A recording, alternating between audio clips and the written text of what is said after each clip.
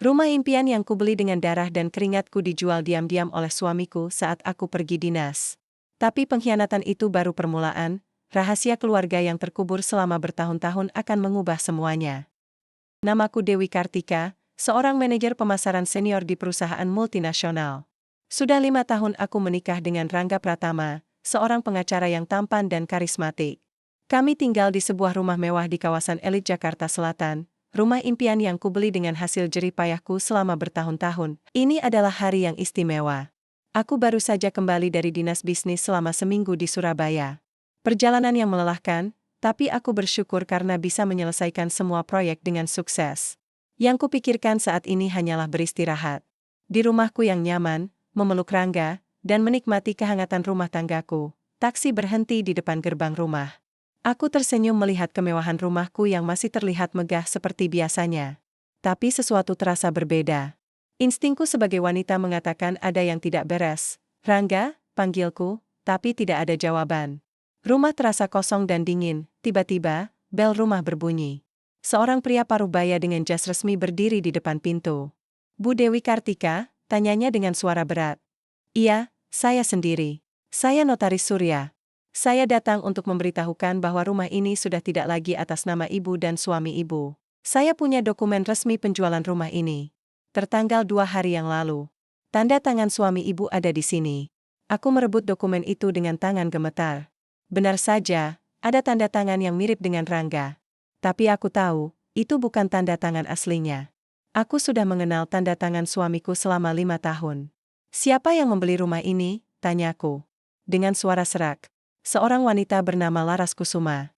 Dia sudah membayar lunas dan memiliki hak penuh atas properti ini. Rangga pernah menyebut nama itu, rekan kerjanya di kantor hukum tempat dia bekerja. Di mana Rangga?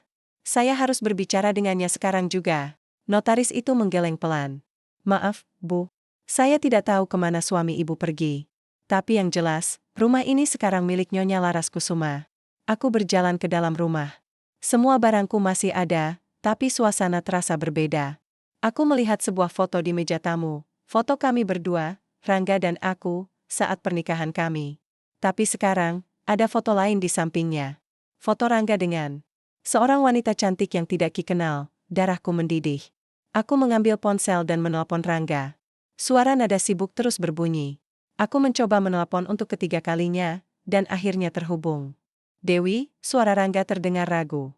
Ada apa dengan rumah kita, Rangga? Kenapa ada notaris yang datang memberitahuku bahwa rumah kita sudah dijual? Hening sejenak. Aku harus menjelaskan. Dewi, dengarkan aku dulu, aku tidak akan mendengarkan apapun. Kau menjual rumah kita, rumah yang kubeli dengan uangku, tanpa sepengetahuanku? Siapa wanita itu? Laras Kusuma. Rangga terdiam. Lama. Terlalu lama. Rangga, jawab pertanyaanku. Itu rekan kerjaku. Kita sedang menghadapi masalah keuangan. Jadi, masalah keuangan? Kau hila? Aku baru saja mengirimkan gaji bulanan dan bonus proyek ke rekening kita. Uang itu masih ada di rekening. Dewi, aku harus pergi dulu. Kita bicara nanti, jangan menutup telepon, tapi sudah terlambat. Telepon ditutup, aku menatap foto itu lagi. Wajah wanita itu terlihat akrab. Aku mencari ponselku dan mengetik pesan. Ke rekan kerja Rangga di kantornya. Permisi, apakah Anda mengenal seseorang bernama Laras Kusuma? Beberapa menit kemudian, pesan balasan datang. Laras? Ya, dia rekan kami. Tapi dia sudah tidak bekerja di sini lagi sejak sebulan yang lalu. Katanya dia pindah karena alasan pribadi. Aku merasa jantungku berdebar kencang.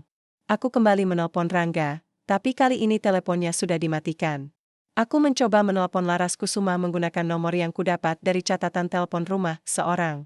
Wanita menjawab dengan suara manis. Halo, apakah ini Laras Kusuma? Iya, ini saya. Bisa saya bantu? Saya Dewi Kartika. Saya ingin bertanya tentang rumah saya di Jalan Melati Raya. Oh, rumah itu? Sekarang sudah jadi milik saya. Tanpa sepengetahuan saya? Tanpa izin saya? Laras tertawa pelan. Ibu pasti salah paham. Suami ibu sudah memberikan semua dokumen yang diperlukan. Lagi pula, rumah itu memang sudah dalam proses penjualan sejak lama. Aku menutup mataku kuat-kuat. Betapa bodohnya aku. Betapa naifnya aku percaya pada Rangga. Tapi yang lebih menyakitkan, betapa mudahnya dia mengkhianatiku, aku melihat jam dinding. Sudah malam. Aku duduk di sofa favoritku, sofa yang dulu kubeli bersama Rangga saat kami baru menikah. Sekarang sofa itu milik orang lain, air mataku mulai mengalir. Bukan karena kehilangan rumah, tapi karena kehilangan kepercayaan. Bukan karena uang, tapi karena pengkhianatan orang yang kukasihi. Aku tahu, perjuangan ini baru saja dimulai. Dan, aku bersumpah, demi harga diriku dan semua yang telah kuperjuangkan, aku tidak akan membiarkan Rangga dan Laras melarikan diri begitu saja. Besok, aku akan menghubungi pengacara terbaik. Aku akan memperjuangkan hakku, tidak hanya atas rumah itu, tapi juga atas harga diriku yang telah diinjak-injak. Rangga Pratama, kau pikir kau bisa menghancurkanku begitu saja? Kau salah besar. Aku Dewi Kartika, dan aku tidak akan menyerah begitu mudah. Aku bangun pagi dengan mata yang bengkak karena menangis semalaman. Tapi tekadku tidak goyah. Hari ini aku akan memulai perang untuk mendapatkan keadilan. Pertama, aku pergi ke kantor notaris yang menangani transaksi penjualan rumahku. Pak Surya menerimaku dengan wajah datar, seolah sudah mengantisipasi kedatanganku. Bu Dewi, saya sudah tahu Ibu akan datang, katanya tanpa mengangkat kepala dari dokumennya. Saya ingin melihat semua dokumen asli penjualan rumah saya, tuntutku. Dia menyerahkan berkas tebal. Aku mempelajari setiap halaman dengan seksama. Tanda tanganku palsu, tapi yang lebih mengejutkan, tanggal dokumen menunjukkan bahwa transaksi dilakukan saat aku sedang dinas di Surabaya, saat aku tidak mungkin berada di Jakarta. Apa Anda menyadari bahwa tanda tangan ini palsu? Tanyaku sambil menunjuk dokumen tersebut. Pak Surya menggeleng tenang. Saya hanya melakukan pekerjaan saya, Bu. Suami Ibu datang dengan dokumen lengkap dan kuasa khusus. Kuasa khusus? Saya tidak pernah memberikan kuasa apapun. Saya tidak bertanggung jawab atas itu, Bu. Tugas saya hanya memvalidasi dokumen. Aku merasa darahku mendidih. Ada sesuatu yang tidak beres di sini. Aku meminta salinan semua dokumen dan berjalan keluar dengan langkah tegas. Di rumah, aku mulai menyelidiki lebih dalam. Aku mencari dokumen-dokumen penting yang mungkin masih tersisa. Saat membuka laci meja Rangga, aku menemukan sesuatu yang membuatku terkejut, sebuah buku catatan kecil berisi percakapan rahasia. Laras, rencana kita hampir selesai. Rumah akan dijual minggu depan. Bagaimana dengan Dewi? Dia kira, tenang saja, dia sedang dinas. Kita punya waktu. Bagus. Setelah uangnya cair, kita bisa lari ke luar negeri. Aku membaca lebih lanjut. Mereka merencanakan ini selama berbulan-bulan. 6 bulan terakhir, Rangga sering pulang larut malam dengan alasan kerjaan. Ternyata dia sedang bersiap-siap meninggalkanku. Aku mencari ponsel lama Rangga yang masih tersimpan. Dengan keahlian yang kupelajari dari pekerjaanku, aku berhasil membuka pesan tersembunyinya. Ribuan pesan romantis antara Rangga dan Laras memenuhi layar. Sayangku, aku merindukanmu setiap hari. Aku juga. Kapan kita bisa ketemu lagi? Besok malam, setelah Dewi pergi dinas. Aku menutup ponsel itu dengan tangan gemetar. Betapa bodohnya aku. Mereka sudah merencanakan pengkhianatan ini sejak lama, sementara aku sibuk bekerja untuk memberi kehidupan yang lebih baik bagi keluarga. Aku mencari informasi tentang Laras Kusuma. Dari teman kerja Rangga, aku tahu bahwa Laras adalah seorang paralegal yang baru masuk ke kantor mereka setahun yang lalu. Tapi ada yang aneh, beberapa rekan senior mengatakan bahwa Laras terlihat sangat akrab dengan keluarga Pratama, meski baru bekerja di sana. Aku mencari di arsip keluarga Rangga yang tersimpan di rumah. Di antara foto-foto tua, aku menemukan sebuah foto yang membuatku terperanjat. Foto itu menunjukkan keluarga Pratama saat Rangga masih kecil, dan di sana ada seorang wanita muda yang sangat mirip dengan Laras. Aku mencari lebih lanjut dan menemukan dokumen yang menjelaskan semuanya. Laras bukan orang asing. Dia adalah keponakan jauh dari keluarga Pratama, saudara sepupu dari Om Hendra, saudara Rangga. Artinya, hubungan mereka bukan sekadar rekan kerja yang jatuh cinta. Ini jauh lebih rumit dan terencana. Mereka menggunakan hubungan keluarga untuk mendekatiku. Untuk mendapatkan kepercayaanku, aku menelpon ibuku untuk memastikan informasi ini. Bu, benarkah ada keluarga Pratama yang memiliki anak bernama Laras? Ibu terdiam sejenak. Oh, ya. Laras adalah putri dari sepupu Om Hendra. Tapi keluarganya pindah ke luar negeri bertahun-tahun yang lalu. Aku kira dia tidak pernah kembali ke Indonesia. Kapan terakhir kali keluarganya di sini? Entahlah, mungkin 5 atau 6 tahun yang lalu. Kenapa tiba-tiba menanyakan hal ini? Aku tidak menjawab. Hatiku terasa sesak. Jadi ini semua memang direncanakan dari awal. Laras kembali ke Indonesia, masuk ke kantor tempat Rangga bekerja, dan memulai rencana mereka untuk menghancurkan pernikahanku. Aku mencari informasi lebih lanjut tentang agen properti yang menangani penjualan rumahku. Budi Santoso, namanya tercantum dalam dokumen penjualan. Aku meneleponnya dan membuat janji untuk bertemu. Saya ingin bertanya tentang penjualan rumah di Jalan Melati Raya, kataku saat kami bertemu di kantornya. Pak Budi terlihat gelisah. Oh, rumah itu. Ya, saya yang menanggani. Apakah Anda melihat langsung pemilik rumah saat penjualan? Dia datang dengan kuasa khusus dan semua dokumen lengkap.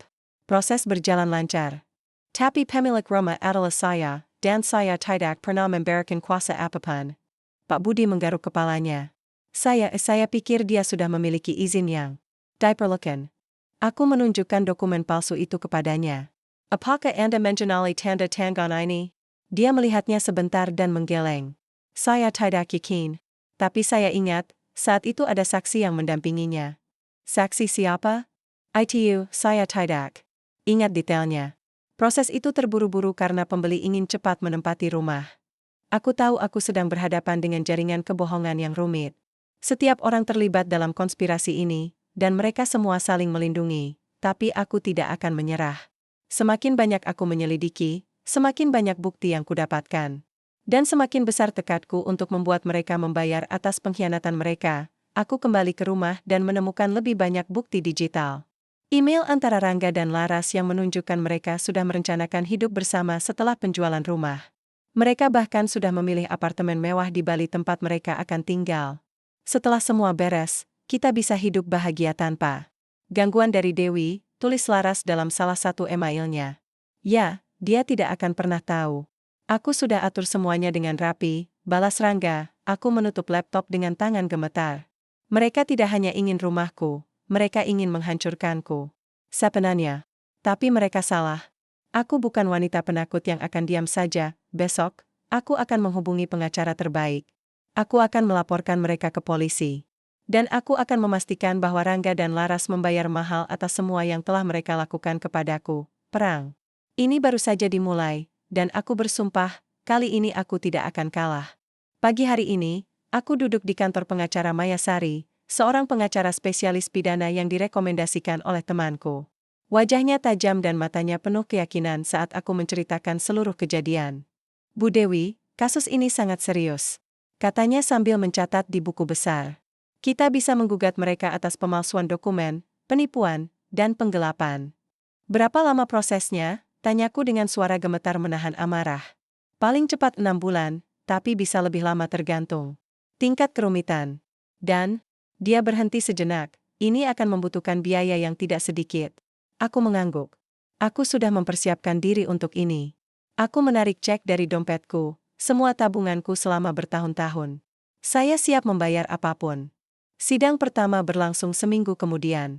Aku duduk di bangku penonton dengan tangan yang bergetar menahan emosi.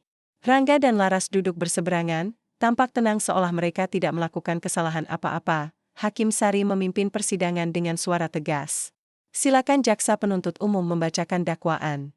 Jaksa membacakan dakwaan panjang tentang pemalsuan dokumen dan penipuan. Aku melihat wajah Rangga, mencari tanda penyesalan, tapi yang kulihat hanya ketenangan palsu. Terpidana, apakah Anda mengakui dakwaan ini? Tanya Hakim Sari. Rangga berdiri dengan percaya diri. Yang mulia, saya tidak bersalah. Saya memiliki kuasa khusus dari istri saya. Apakah Anda memiliki dokumen kuasa tersebut?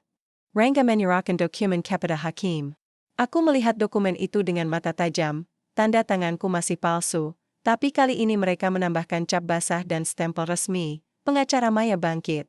Yang mulia, saya menuntut pemeriksaan ahli terhadap keaslian tanda tangan tersebut. Hakim mengangguk. Diusulkan pemeriksaan ahli keaslian dokumen. Sidang dilanjutkan minggu depan. Di luar ruang sidang, aku menemukan Rangga berdiri sendirian. Rangga, panggilku dengan suara patah, dia menoleh, wajahnya berubah menjadi ketakutan. Dewi, bagaimana bisa kau melakukan ini padaku? 5 tahun. Kita menikah. Aku mencintaimu dengan tulus. Dewi, dengarkan aku, tidak. Aku sudah cukup mendengar kebohonganmu, suaraku meninggi, menarik perhatian orang-orang di sekitar. Dewi, aku mencintaimu. Tapi hubungan kita sudah tidak berjalan dengan baik. Apa maksudmu? Karena aku sibuk bekerja? Karena aku ingin memberimu kehidupan yang lebih baik. Bukan begitu. Tapi kau terlalu sibuk. Kau tidak pernah ada waktu untukku. Aku tertawa pahit. Jadi kau menjual rumah kita dan berselingkuh dengan keponakan jauh keluargamu sendiri? Itu solusimu? Laras muncul dari belakang Rangga. Dewi, aku tahu ini sulit untuk dimengerti. Kau tahu sulit, aku menatap tajam ke arahnya. Kau tahu betapa menyakitkannya ketika mengetahui bahwa orang yang kau cintai dan orang yang kau percayai ternyata merencanakan pengkhianatan ini selama berbulan-bulan. Dewi, kami mencintai satu sama lain. Cinta, suaraku pecah. Cinta tidak akan pernah membenarkan pengkhianatan dan pencurian. Aku berjalan pergi dengan langkah tegas. Di dalam taksi menuju rumah, air mataku mengalir deras. Tapi kali ini bukan air mata keputusasaan, melainkan air mata kemarahan yang membara. Beberapa hari kemudian, aku mendapat kabar bahwa pemeriksaan ahli menunjukkan bahwa tanda tanganku palsu. Tapi Rangga dan Laras telah mempersiapkan strategi pembelaan mereka dengan baik. Pengacara mereka menghadirkan saksi palsu, seorang wanita tua yang mengaku melihatku memberikan kuasa khusus kepada Rangga. Aku tidak pernah bertemu wanita itu seumur hidupku. Yang mulia, kata pengacara Maya dengan suara tajam, saksi ini tidak kredibel. Klien saya tidak pernah bertemu dengan wanita ini. Tapi saya melihatnya dengan mata kepala saya sendiri, kata saksi palsu itu dengan suara gemetar. Aku tahu mereka akan melakukan apapun untuk menang. Mereka telah memalsukan dokumen, membeli saksi, dan merencanakan semuanya dengan matang. Tapi aku juga tidak akan kalah. Aku menghubungi Komisaris Indra, seorang penyidik kepolisian yang pernah menangani kasusku sebelumnya.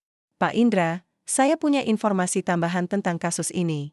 Saya curiga ada jaringan korupsi yang terlibat. Jelaskan, Bu Dewi.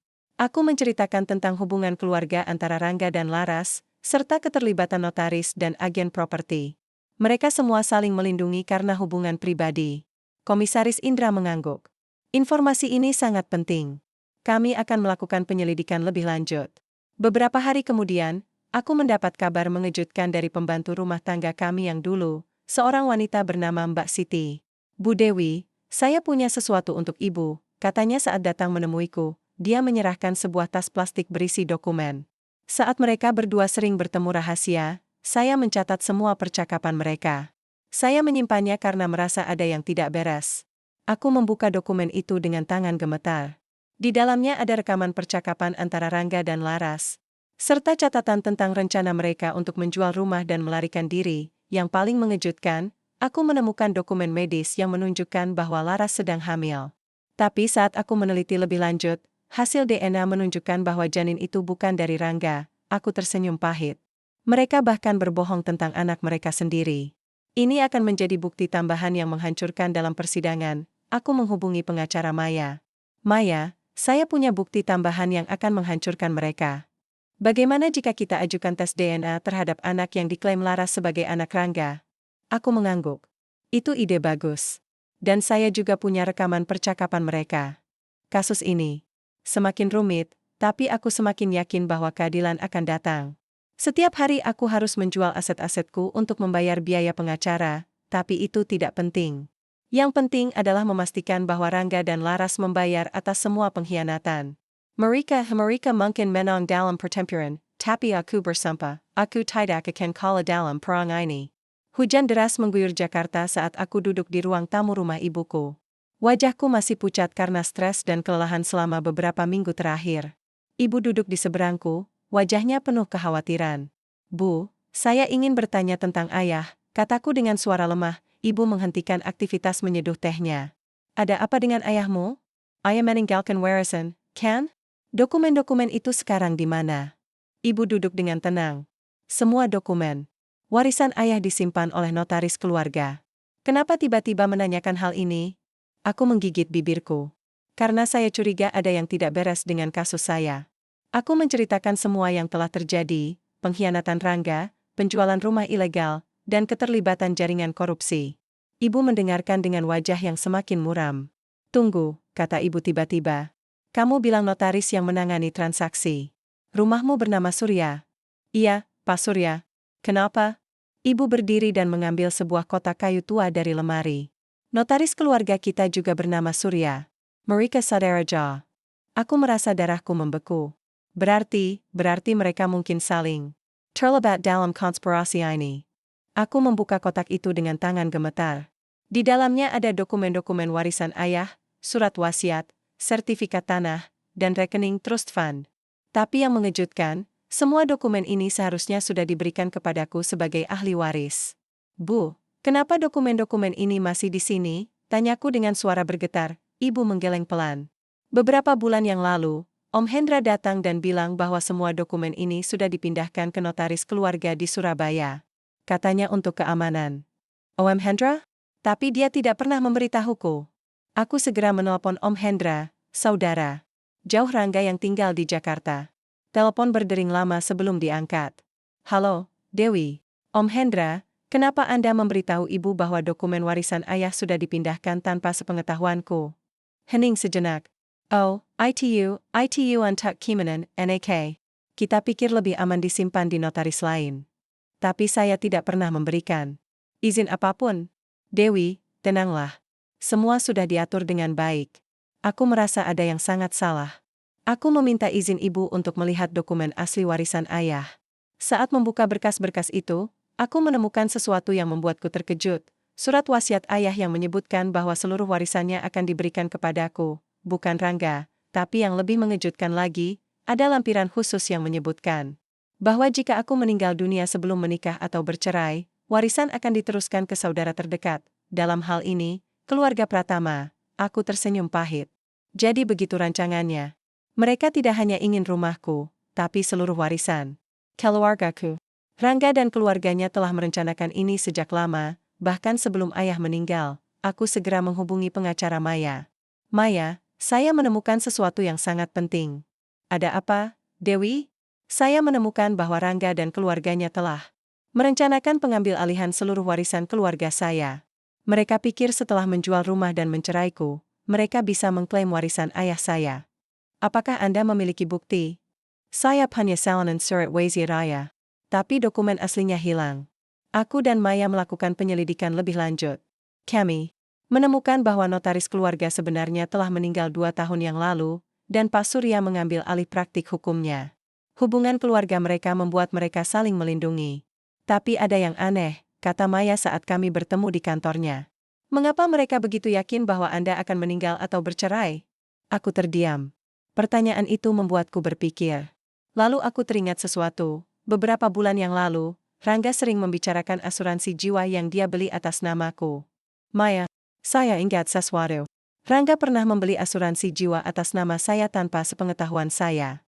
Katanya itu bagian dari perlindungan keluarga. Mata Maya membelalak. Itu sangat mencurigakan. Jika Anda meninggal, siapa yang menjadi penerima manfaat? Aku menggeleng. Saya tidak tahu. Saya tidak pernah melihat polis asuransi itu. Kami segera melakukan penyelidikan terhadap polis asuransi tersebut. Hasilnya membuatku terperanjat. Penerima manfaat adalah Rangga Pratama dan keluarganya. Ini bukan hanya tentang uang, kata Maya dengan suara serius. Ini tentang pembunuhan yang direncanakan. Aku merasa mual. Mereka tidak hanya ingin menceraiku dan mengambil hartaku, tapi juga merencanakan kematianku. Betapa naifnya aku selama ini. Aku segera melaporkan hal ini ke Komisaris Indra. Pak Indra, saya punya informasi bahwa suami saya merencanakan pembunuhan terhadap saya. Komisaris Indra mendengarkan dengan wajah serius. Ini kasus yang sangat serius, Bu Dewi. Kami akan melakukan penyelidikan menyeluruh. Beberapa hari kemudian, aku mendapat kabar bahwa polis asuransi itu memang asli, tapi Rangga memalsukan tanda tanganku untuk mendapatkan polis tersebut. Yang lebih mengejutkan, kami menemukan bahwa dokumen warisan ayahku memang hilang, dan Pak Surya adalah orang terakhir yang mengakses dokumen tersebut. Aku segera pergi ke kantor notaris Pak Surya. Di mana dokumen warisan ayah saya? Pak Surya terlihat panik. Saya tidak tahu apa yang Anda bicarakan. Saya tahu Anda menyimpannya. Di mana? Dia menggeleng dengan tangan gemetar. Saya sudah menyerahkan semuanya ke klien. Klien siapa? Sebelum dia bisa menjawab, ponselku berbunyi. Pesan dari nomor asing, Dewi, jika kamu tidak ingin rahasia keluargamu tersebar, segera tarik laporanmu. Aku menatap ponsel itu dengan mata tajam. Mereka tidak hanya mencuri hartaku, tapi juga mencoba mengancamku dengan rahasia keluarga. Tapi, kali ini, aku tidak akan gentar. Aku telah kehilangan terlalu banyak hal karena ketakutanku. Sekarang, saatnya aku berani menghadapi mereka semua. Maya, kataku saat menghubungi pengacaraku, kita butuh perlindungan. Mereka akan melakukan apapun untuk menghentikan kita. Tenang, Dewi. Saya sudah menghubungi KPK. Mereka tertarik dengan kasus ini karena melibatkan jaringan korupsi. Aku tersenyum. Tipis, akhirnya, Catalina can datang. Dan kali ini, tidak ada yang bisa menghentikannya. Suara dering ponsel memecah keheningan pagi di kantorku. Seorang wanita bernama Komisaris Indra ada di seberang sana, membawa kabar penting. Bu Dewi, kami telah melakukan penyelidikan lebih lanjut terhadap kasus Anda. Ada hal yang sangat mencurigakan. Ada. Apa, Pak Indra? Kami menemukan bahwa Rangga Pratama dan Laras Kusuma telah membeli tiket pesawat ke luar negeri untuk minggu depan. Mereka berencana melarikan diri. Aku merasa jantungku berhenti berdetak sejenak. Kapan mereka berangkat? Besok pagi, pukul 8. Maskapai Garuda, penerbangan ke Singapura. Aku segera menghubungi pengacara Maya. Maya, mereka akan melarikan diri besok pagi. Tenang, Dewi. Saya sudah menghubungi KPK dan polisi bandara. Mereka akan ditangkap di bandara. Tapi bagaimana jika mereka menggunakan dokumen palsu atau identitas lain? Maya tertawa sinis. Kami sudah mempersiapkan semuanya. Setiap gerak mereka sudah kami pantau. Aku dan Maya segera bertemu dengan tim KPK untuk merancang operasi penangkapan. Komisaris Indra menjelaskan bahwa mereka telah mengumpulkan cukup bukti untuk menjerat Rangga dan Laras atas kasus korupsi, pemalsuan dokumen, dan penipuan. Tapi ada yang lebih penting, kata salah satu penyidik KPK. Kami menemukan bahwa mereka tidak hanya berdua. Ada jaringan yang lebih luas yang terlibat. Aku merasa bulu kuduku berdiri. Siapa lagi? Notaris Surya, agen properti Budi Santoso, dan beberapa pejabat daerah yang terlibat dalam proyek pengembangan perumahan. Aku tersenyum pahit. Jadi ini bukan hanya masalah pribadi, tapi bagian dari jaringan korupsi yang lebih besar. Uang hasil penjualan rumahku digunakan untuk suap dan investasi ilegal. Besok pagi, aku bangun lebih awal dan pergi ke bandara bersama tim KPK. Kami bersembunyi di area keberangkatan, menunggu kedatangan Rangga dan Laras. Pukul 7 pagi, mereka mengkol. Rangga mengenakan jas mahal dan kacamata hitam, berusaha menyamar. Laras tampak cemas, sering melihat ke sekeliling. Tujuan mereka kemana setelah Singapura? Tanyaku pada Komisaris Indra. Kami menduga mereka akan ke Swiss. Mereka sudah membuka rekening di sana dengan uang hasil penjualan rumah Anda. Aku menatap mereka dengan mata penuh kebencian. Betapa mudahnya mereka meninggalkan semua ini, meninggalkanku, meninggalkan negara ini, meninggalkan tanggung jawab mereka. Pukul 8 tepat, saat mereka akan melewati gerbang keamanan, tim KPK bergerak. Tuan Rangga Pratama dan Nyonya Laras Kusuma, Anda ditangkap atas tuduhan korupsi, pemalsuan dokumen, dan penggelapan. Rangga dan Laras terkejut, tas mereka dirampas dan diperiksa.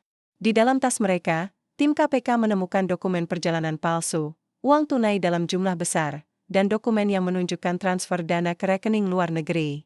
Kalian tidak bisa melakukan ini, bentak Rangga dengan wajah merah. Saya bisa dan saya lakukan, jawab Komisaris Indra dengan tegas.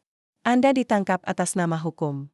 Di ruang interogasi, aku duduk di seberang mereka. Wajah mereka yang biasa tenang sekarang penuh ketakutan. Dewi, kata Rangga dengan suara lemah. Jangan panggil aku dengan nama itu, jawabku dingin. Kamu sudah kehilangan hak untuk memanggilku istrimu. Dengar, kita bisa bicara damai, aku tertawa sinis. Kamu pikir kamu bisa menjual rumahku, mencuri warisanku, merencanakan kematianku, dan sekarang ingin bicara damai. Laras mencoba berbicara. Dewi, kami menyesal. Menyesal? Kamu menyesal karena ketahuan. Aku menyerahkan semua bukti yang telah kami kumpulkan, rekaman percakapan, dokumen palsu, bukti transfer uang, dan foto mereka bersama. Ini semua akan menjadi bukti di persidangan. Rangga menatapku dengan mata penuh kebencian campur ketakutan. Kamu pikir kamu menang? Kamu tidak. Tahu dengan siapa kamu berurusan? Oh, saya tahu persis, jawabku dengan senyum dingin. Saya tahu bahwa kamu adalah seorang pengacara yang memalukan profesinya. Saya tahu bahwa Laras adalah pelakor yang memalukan harga dirinya sendiri. Dan saya tahu bahwa kalian berdua adalah penjahat yang akan menghabiskan sisa hidup kalian di penjara.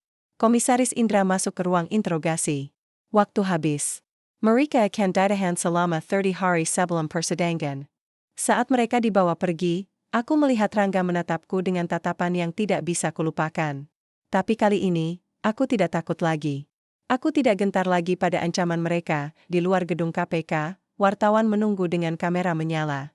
Aku berjalan keluar dengan kepala tegak dan langkah tegas. Bu Dewi, apa komentar Anda tentang penangkapan ini? Keadilan memang butuh waktu, jawabku dengan suara kuat, tapi keadilan akhirnya datang juga. Saya harap kasus ini menjadi pelajaran bagi semua orang bahwa pengkhianatan dan korupsi tidak akan pernah dibayar dengan impunitas.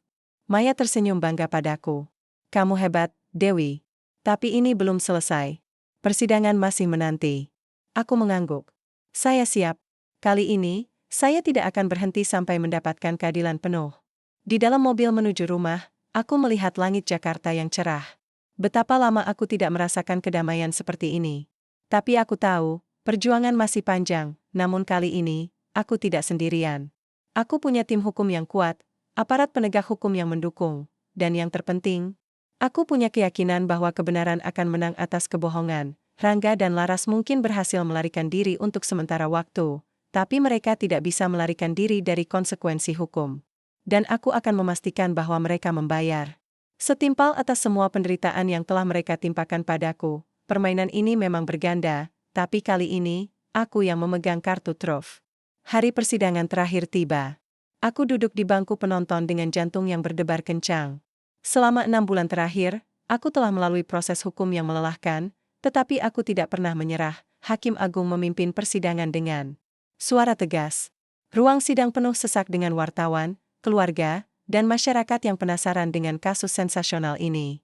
Persidangan kasus Rangga Pratama dan Laras Kusuma terhadap tuduhan pemalsuan dokumen, penipuan, korupsi, dan penggelapan. Kata Hakim Agung, jaksa penuntut umum membacakan dakwaan panjang dengan suara lantang. Aku melihat wajah Rangga dan Laras yang sekarang tampak hancur dan ketakutan. Mereka yang dulu sombong dan percaya diri kini terlihat rapuh. Terpidana, apakah Anda ingin membacakan pembelaan terakhir? Tanya hakim. Rangga berdiri dengan kaki yang gemetar. Yang mulia, saya menyesal atas semua ini. Saya telah mengecewakan istri saya dan keluarga. Aku hampir menertawakan pembelaan palsu itu. Menyesal? Jika dia benar-benar menyesal, dia tidak akan pernah melakukan semua ini. Laras juga berdiri. Saya juga menyesal, Yang Mulia. Saya telah membuat kesalahan besar. Bisakah Anda jelaskan kepada pengadilan apa motif sebenarnya di balik semua tindakan terpidana? Tanya hakim. Sebelum mereka bisa menjawab, pengacara Maya bangkit. Yang Mulia, kami memiliki saksi tambahan yang sangat penting. Aku menoleh ke belakang dan melihat seorang pria tua masuk ke ruang sidang. Itu Om Hendra, saudara jauh Rangga. Om Hendra, gumamku kaget, dia duduk di kursi saksi dengan wajah pucat. Saya ingin mengatakan kebenaran, katanya dengan suara bergetar. Silakan jelaskan ke pengadilan, kata hakim. Saya telah menyimpan dokumen warisan almarhum Bapak Jaya selama ini. Saya tidak memberikannya kepada Pak Surya karena saya curiga ada yang tidak beres. Dokumen itu menunjukkan bahwa Rangga bukan anak kandung keluarga Pratama. Aku merasa dunia berputar. Semua orang di ruang sidang terkejut. Rangga bukan anak kandung keluarga Pratama. Jelaskan lebih lanjut, perintah hakim. Rangga adalah anak angkat yang diadopsi oleh keluarga Pratama ketika dia masih bayi. Secara hukum, dia tidak memiliki hak waris atas keluarga tersebut. Aku tersenyum pahit. Jadi semua rencana mereka saya. Mereka berjuang mati-matian untuk mendapatkan warisan. Yang sebenarnya tidak pernah menjadi hak mereka. Jaksa menghampiri Om Hendra. Apakah Anda memiliki dokumen bukti? Om Hendra menyerahkan sebuah amplop coklat. Di dalamnya ada dokumen adopsi dan catatan kelahiran asli Rangga. Semua hadirin di ruang sidang terdiam. Yang Mulia, kata pengacara Maya, ini berarti bahwa seluruh klaim waris terpidana Rangga Pratama adalah ilegal. Dia tidak memiliki hubungan darah dengan keluarga Pratama. Hakim Agung mempelajari dokumen itu dengan seksama. Ini adalah bukti yang sangat penting. Setelah sidang berlangsung selama 3 jam, Hakim Agung akhirnya mengumumkan vonisnya. Menimbang semua bukti dan fakta yang telah dipaparkan, Mahkamah memutuskan bahwa terpidana Rangga Pratama dijatuhi hukuman penjara selama 10 tahun atas tuduhan pemalsuan dokumen, penipuan, dan korupsi. Terpidana Laras Kusuma dijatuhi hukuman Penjara selama 7 tahun atas tuduhan yang sama. Aku merasa air mata mengalir di pipiku. Bukan air mata kesedihan, tapi air mata kemenangan. Selain itu, lanjut Hakim Agung, Mahkamah memerintahkan terpidana untuk mengembalikan seluruh aset yang telah dicuri, termasuk rumah di Jalan Melati Raya, kepada penggugat. Aku tidak bisa menahan tangis bahagia. Rumahku akan kembali kepadaku. Setelah sidang, aku dikelilingi oleh wartawan. Bu Dewi, apa perasaan Anda setelah mendapatkan keadilan? Keadilan memang datang dengan harga yang mahal, jawabku dengan suara mantap, tapi saya bersyukur bahwa sistem hukum kita masih bekerja dengan baik. Saya harap kasus ini menjadi pelajaran bagi banyak orang bahwa pengkhianatan dan korupsi tidak akan pernah dibayar dengan impunitas. Beberapa minggu kemudian, aku kembali ke rumah mewahku di Jalan Melati Raya. Rumah itu kini kembali atas namaku. Tapi kali ini, aku tidak merasa senang seperti dulu. Aku duduk di sofa favoritku dan memikirkan perjalanan panjang yang telah kulalui.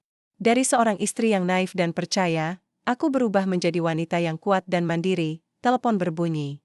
Seorang pria bernama Ardi, seorang pengusaha muda yang aku kenal dalam proses hukum, mengajakku makan malam. Aku tidak tahu apakah aku siap untuk hubungan baru, kataku jujur kepadanya. Tidak apa-apa, jawab Ardi dengan lembut. Kita bisa kenal dulu sebagai teman. Aku tersenyum. Mungkin inilah awal yang baik. Beberapa bulan kemudian, aku mendirikan yayasan untuk membantu korban penipuan properti. Aku menggunakan sebagian dari uang hasil ganti rugi untuk membantu orang-orang yang mengalami pengalaman serupa denganku. Anak-anakku dari pernikahan sebelumnya sering datang berkunjung. Mereka bangga melihat betapa kuatnya aku. Ibu Marika Young. Dulu rapuh kini menjadi pilar yang kokoh. Suatu malam, aku duduk di teras rumah melihat matahari terbenam. Rumah ini kini bukan lagi simbol pengkhianatan, tapi simbol kemenangan dan kekuatanku. Aku telah kehilangan banyak hal, kepercayaan, rumah, dan harga diri. Tapi aku juga menemukan hal-hal baru, kekuatan batin, persahabatan sejati, dan cinta.